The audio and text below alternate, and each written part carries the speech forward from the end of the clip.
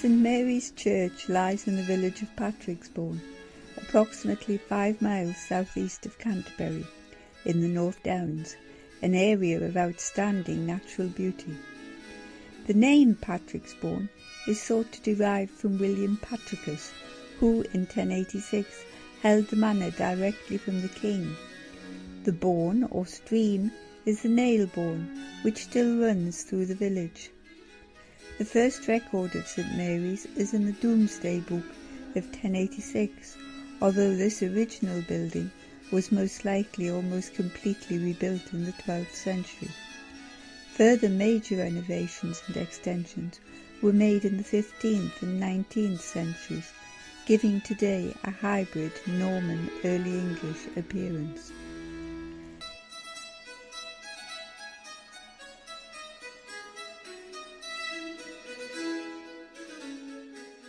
The main entrance to the church grounds is now from the northeast, which gives us an opportunity to view the east wall of the chancel from the road.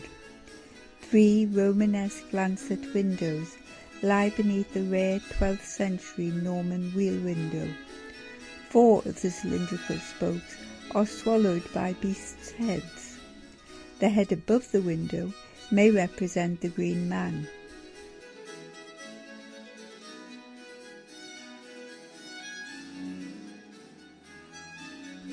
If we move round the church to the north, we find a Romanesque doorway, repositioned from the north wall of the 12th century nave, when the north aisle was rebuilt in 1824, while west of the door is a repositioned 15th century window. Now consider the view from the southwest. The church is listed in the Domesday Book, so it has been under construction, development, renovation and maintenance for about 1,000 years. It is sometimes difficult for the uninitiated eye to determine this, but the west wall gives us an opportunity. Let us have a closer look. In the west end of the nave, the flint work is most likely to be 11th century craftsmanship. Ignore the 15th century window that has replaced the original west doorway. This early flint work shows whole flints, widely spaced and nicely aligned in courses. So at the end of the 11th century, the church may have been a rectangular structure, the length of the current nave. The width is indicated by the position of the 15th century buttresses. This gives a simple floor plan. Little else can be confirmed. It may have had a porch in the south wall. The 12th century tower may have been positioned so as to preserve this porch. There may also have been a chancel, but we have no evidence. Possibly because the Norman Patricks, who held the manor directly from the king from 1086 until the late 12th century, oversaw the rebuilding of the church, probably between 1170 and 1190. They added the splendid Norman chancel at the east end. In the south wall they built a tower, with its magnificent Norman doorway and tympanum. Then they added low south aisles, linking east and west ends of the nave to the tower. These had very steeply sloping lean-to roofs, following the roofline of the nave. This original roofline can still be seen in the west wall, as can the difference in flint work. So by the end of the 12th century, the floor plan had been extended and elevation took on a more familiar outline. In the 15th century, there were yet more changes. The east end of the south aisle was widened and rebuilt to form a chapel, possibly dedicated to St. John. In the nave, the Norman west doorway was replaced by a window. The southwest aisle was raised, and the nave re-roofed with a 5-bay crown post roof. While the scars caused by heightening the aisle are still clearly visible in the west wall, further evidence is evinced by the coin stones. The lower ones are Caen and the upper are Kent ragstone. While the Norman window in the west wall of the aisle was preserved, the south wall was given a new 15th century window. Apart from the widened south aisle, the floor plan was largely unchanged, but the elevation becomes even more recognisable to us. In 1824, the north aisle was added. The architect showed sympathy with the existing medieval building and used some original material, including the 12th century doorway in the north wall and mid-15th century window west of the doorway. The floor area was again increased, and the elevation took on its present form. There were further alterations and restoration in the Victorian period, including the replacement of the east wall of the southeast chapel to allow for the installation of a fireplace. Of these alterations we will say more later. Time to leave the three contrasting walls of the West End and their potential to reveal secrets of the church's history. Let's return to the entrance gate and move round the church to the south. Taking the main entrance path along the south wall, we find in the chancel a fine 12th century priest's doorway. The voussoirs consist of 2 rows of chevrons over a zigzag moulding and 2 rows of cones over a plain roll. The capitals are scalloped. Above the tympanum is a very badly defaced carving. Some think St. Mary, others Thomas à Becket. From this path too we can see the east end of the south aisle. The chapel here was completely rebuilt in the 15th century, but the east window is a 19th century replacement when a fireplace was installed in the southeast chapel, with a chimney flue directly above and below the window. The main entrance to the church is through the doorway of the south wall of the tower, approached obliquely from the east. The most striking approach, however, is from the south, via a path from Bifrons Park. A now largely unused gate leads into a splendid, though now overgrown, avenue of yews, which tempts the visitor towards the tower doorway. The avenue does indeed fulfil its promise.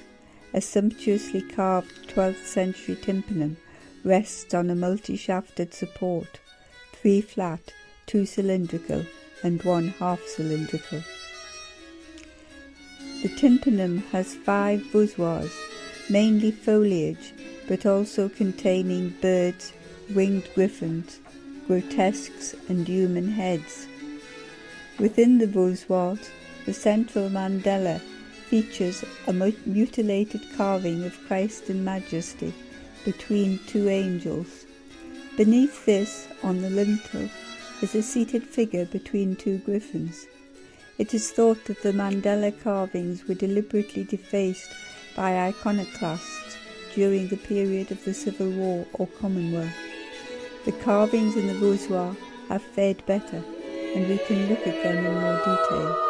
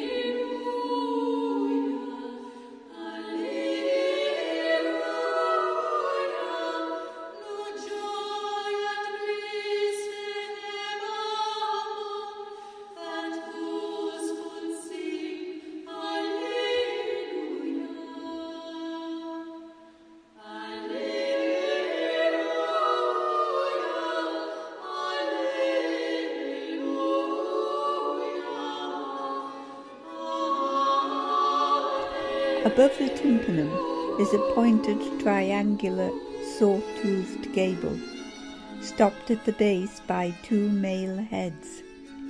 Within the gable is a rounded niche with another much defaced carving, possibly of the Agnus Dei. Note also the mass markers on the portals.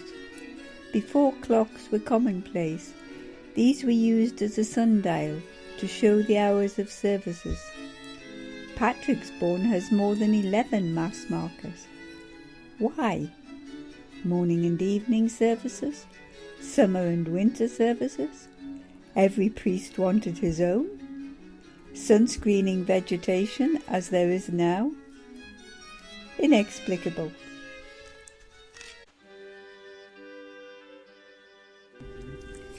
Now let us enter the church. The magnificent aisle leads our gaze immediately to the chancel and sanctuary. These are Romanesque. Uppermost in the east wall is the rare 12th century wheel window. The central red and white motif symbolises the Trinity. Below the wheel are 3 lancet windows. This brings us to one of the unique features of Patrixbourne, its collection of 16th and 17th century Swiss glass, given to the church by Elizabeth, Marchioness of Conyngham, in 1837. The Marchioness was born in 1769, the daughter of a self-made merchant banker, Joseph Denison. In 1794, Elizabeth Denison married the Irish peer, Henry, Viscount Conyngham of Slane Castle, joining the minor aristocracy.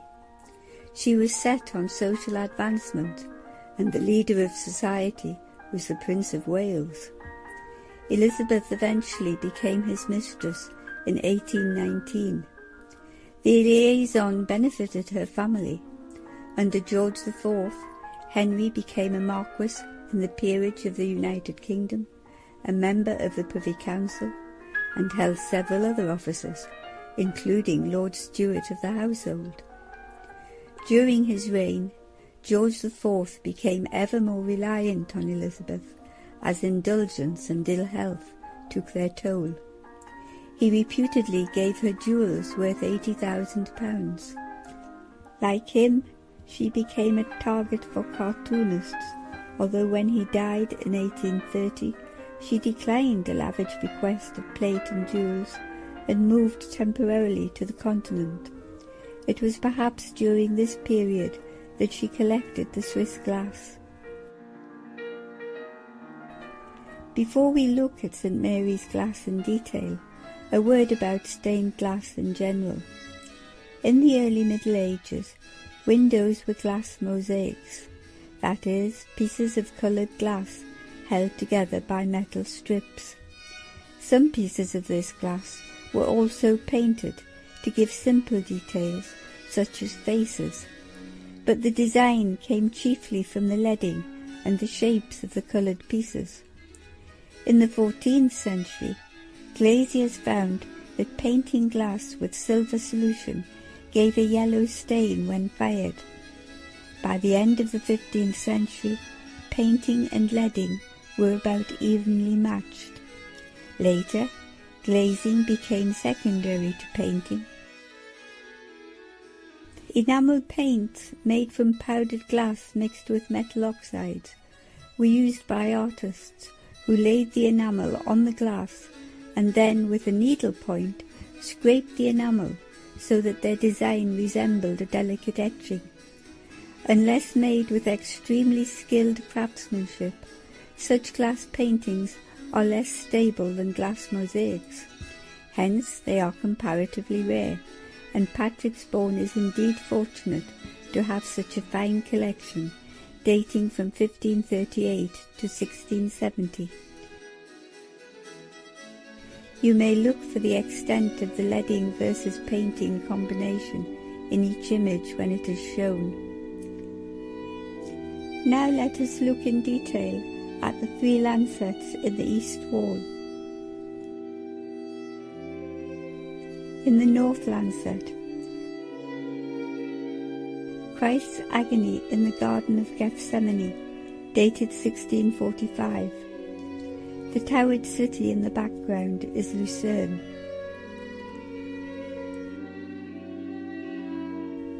The Crucifixion, dated 1589, by Peter Bock of Altdorf. On Christ's right is his mother Mary, on his left John. At the foot of the cross crouches Mary Magdalene. On the right of the main image, St. Anne. To the left, St. Michael. Below them are the donors, Michael Beister and Anna Voucher.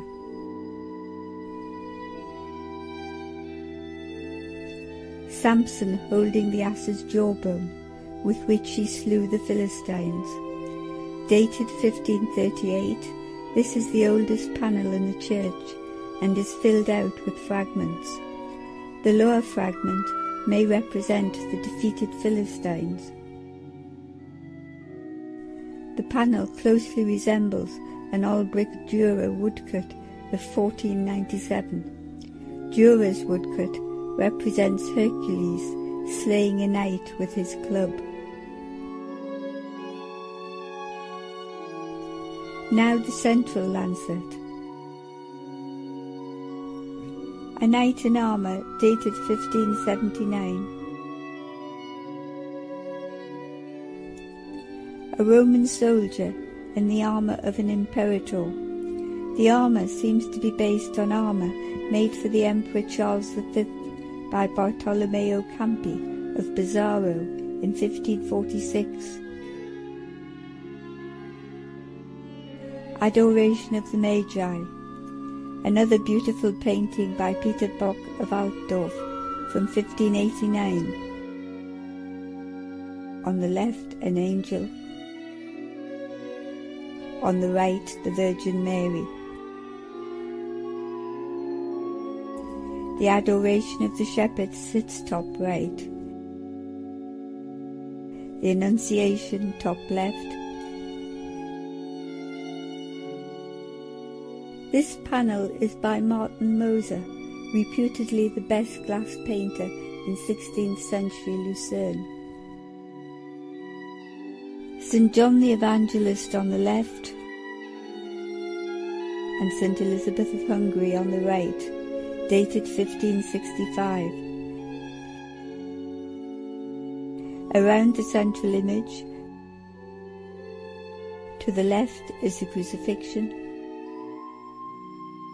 to the right, the Annunciation.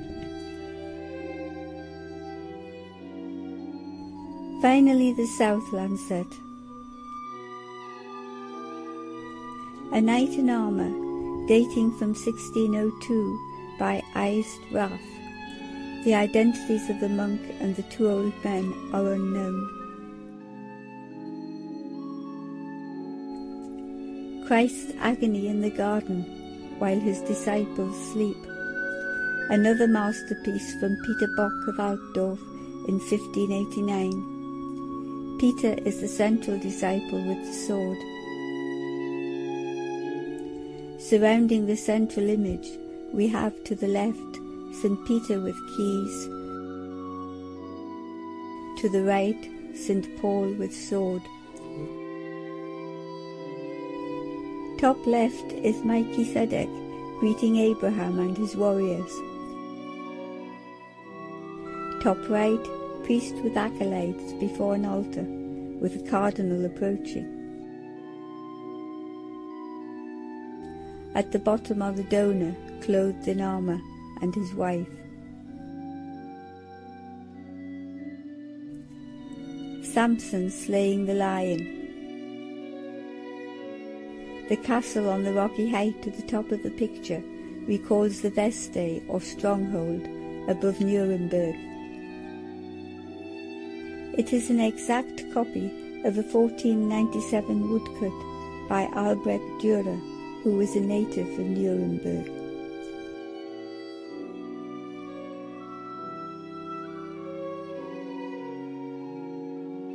In the eastmost window of the south wall of the nave, There are 8 more panels of superb Swiss glass, set in 15th century perpendicular stonework. First, in the left light, the Crucifixion, yet another Peter Bock of Altdorf, dated 1589. The horsemen are Pontius Pilate, representing Gentiles, and Annas, representing Jews. This is a fine example of the use of silver nitrate stain. The original donor was Balthasar in Ibnet, represented top left by Balthasar, one of the Magi, appearing here as a king. On the right is St. Anne, patron saint of his third wife. She holds the infant Christ, accompanied by the Virgin Mary as a little girl. To the left of the central image is St. Elizabeth of Hungary, patron saint of his first wife. To the right, Dorothea, patron saint of his second wife. At the bottom, he and his wife kneel.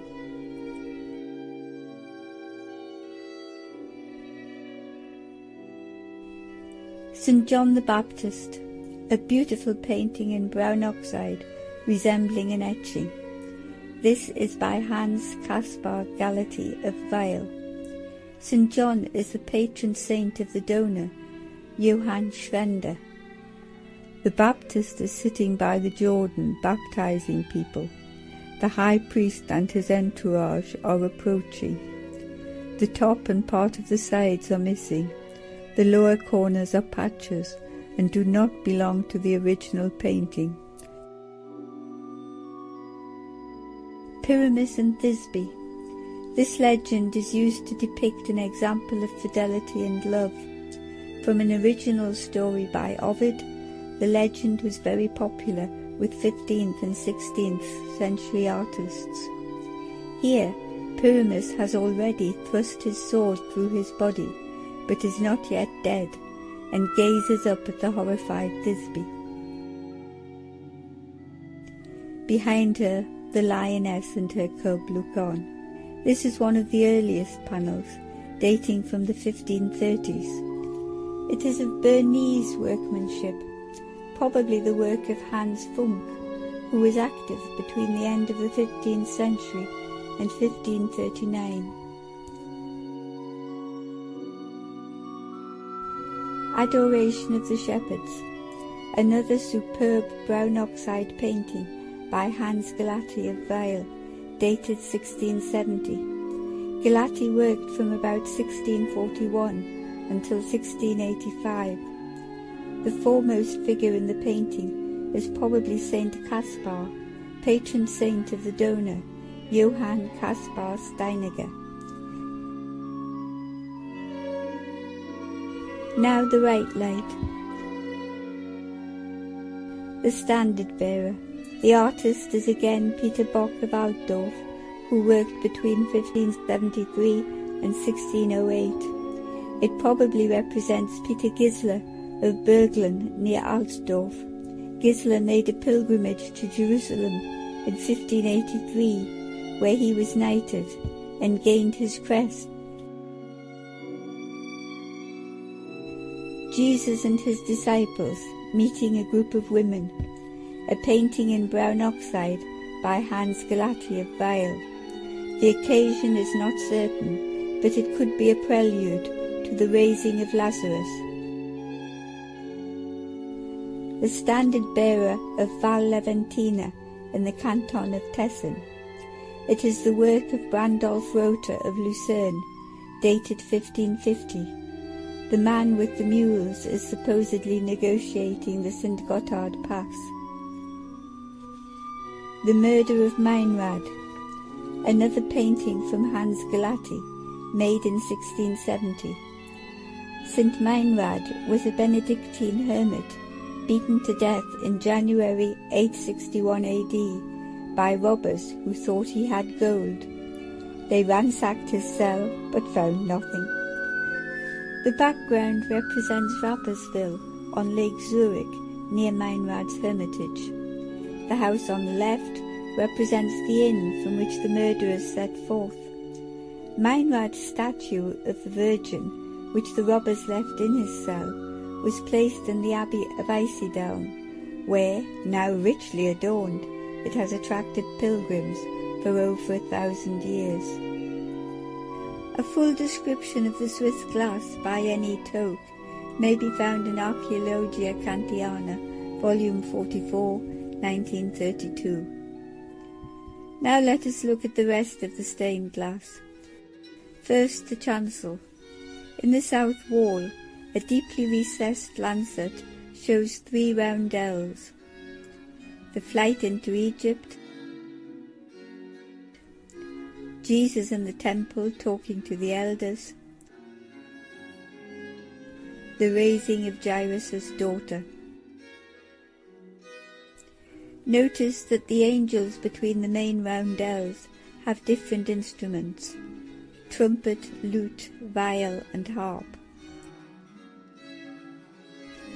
There is a corresponding lancet window in the north wall. This shows the entry into Jerusalem, Christ blessing the children, the raising of Lazarus.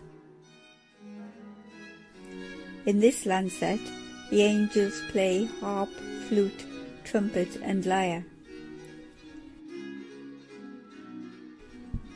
The single lancet in the south wall has 4 sections: Greek cross with flower, quatrefoil with 2 lilies and buds,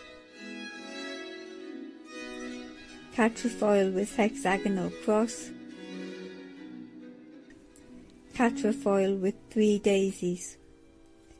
The window is dedicated to Francis, 2nd Marquess of Cunningham.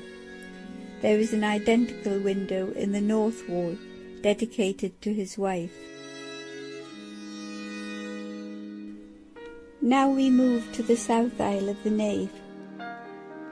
The east end of the south aisle is usually referred to as Bifrons Chapel. To those not familiar with Patrixbourne, this designation may occasion some surprise. Bifrons is Latin for two-faced, and hence is a synonym for the Roman god Janus. However, Bifrons is also the name which was given to a Jacobean mansion with 2 wings, hence 2 aspects. The original house was built by John Bargrave, probably during the period 1607 to 1611. It was undoubtedly the finest residence in the area, and its proximity to the church made it inevitable that the owners of Bifrons should have great influence there. The house was sold by John's grandson. It was bought by John Taylor in 1697, and the Taylor family lived there until 1824. There are many Taylor memorials in the church. In the 18th century, the heritage lobby was non-existent. Modernity was everything, and John's grandson, Edward Taylor, who inherited the estate in 1767, demolished the superb Jacobean dwelling and replaced it with the latest in Georgian architecture.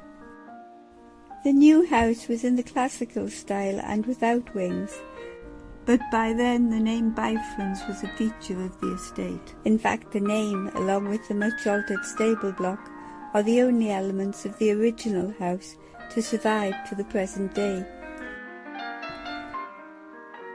Edward and Margaret's son, Edward, inherited Bifrons in 1798 and served as the Member of Parliament for Canterbury from 1807 until 1812. He and Jane Austen had met as teenagers in 1791, and in 1796 she wrote to her sister Cassandra, "We went by Bifrons, and I contemplated with melancholy pleasure the abode of him on whom I once fondly doted." Bifrons was sold to the first Marquess of Cunningham in 1830. The Marquess died in 1832, and the estate became the domain of his widow, Elizabeth, until her death in 1861. Elizabeth was a benefactress of the church. In addition to donating the Swiss glass, she financed 2 restorations, possibly over-restorations. The first, in 1848, was by Hezekiah Marshall of Canterbury, the architect of the old synagogue. He oversaw the installation of the Cunningham vault under the chancel. The second restoration took place in 1857, when George Gilbert Scott restored the nave, the tower and the south aisle. This saw the introduction of a fireplace into Bifrons chapel, essentially the Cunninghams' private pew. Elizabeth's son Francis, who had of course been Marquess since 1832, was both a politician and an army officer, achieving the rank of general in 1874. Shortly after his mother's death, he carried out major works at Bifrons Park. He and his wife died in the same year, 1876, and his son George became the 3rd Marquess Cunningham. He too was active locally and paid for the installation of a clock in the church tower. After his death in 1882, the Cunningham family did not live in Patrixbourne again, but settled in their estate in Ireland. Heritage considerations were no stronger in the 20th century than they had been in the 18th, and the house was allowed to fall into dilapidation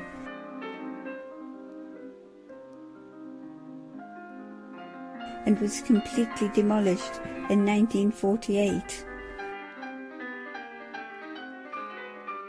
Today, Bifrons Park's chief claim to fame is the Avenue of Ancient Limes, the largest of which has a girth of almost 10 metres. George is remembered in the perpendicular window in the east wall of the chapel. The tracery lights at the top show Alpha and Omega separated by a central angel. Beneath the tracery, the panel on the left depicts the burial of Christ. The panel on the right shows the resurrection of Christ while the soldiers sleep. Further west in the south aisle is another 15th century window within cinquefoil-headed lights. The central roundel symbolises the Trinity. Now back to the nave. In the west wall, the nave has a decorated perpendicular window, with at the top 4 tracery lights showing angels, while below the 3 main lights depict Jesus meeting the woman at the well, Christ standing on water, Jesus healing the man with the crippled leg. Finally we come to the north aisle of the nave, an early 19th century addition, but done with care to preserve the ambience of 15th century perpendicular architecture. The westmost window in the north wall, installed in 1928, has 2 trefoil-headed lights depicting the symbols of the evangelists. Top left, the Lion of St. Mark, right, the Winged Man of St. Matthew. Lower roundels show on the left the White Ox of St. Luke, to the right the Eagle of St. John. To the east there is a similar square-headed window. The eastmost window in the north wall shows on the left Mary and the Christ child. On the right, the Annunciation. Beneath the main panels, 2 smaller panels. Left, the Nativity scene. Right, possibly St. Augustine converting King Ethelbert. Finally, in the east wall of the north aisle, a square-headed window houses 2 lancets with 19th century roundels, giving a very good imitation of 13th century glass. They were made for Canterbury Cathedral in 1875 by George Austin Jr. The left panel depicts an angel, the wedding at Cana, the entry into Jerusalem. On the right, an angel, mirror image of the first angel, the Last Supper, the Ascension. Finally, some of the more interesting stonework within the church. First, in the south wall of the sanctuary, there is a late 13th century piscina with 2 heads, on the left a male, on the right a female. In contrast, in the 12th century sedilia, west of the piscina, is a 20th century carving of the Deposition. The font is 19th century, circular with 4 roundels showing the symbols of the 4 evangelists. East of the font is memorial to John Bargrave, dated 1663. The memorial is now surrounded by coloured tiles, which here and elsewhere in the church add colour and warmth to a largely austere interior. Unsurprisingly, these too bear the stamp of the Conynghams. This is the Conyngham coat of arms, a hayfork between 3 mullets. St Mary's Patrixbourne is varied and fascinating. It has been a living centre of the local community for over a millennium, created, augmented, extended, repaired, and most of all loved through many generations. May the care continue for many more.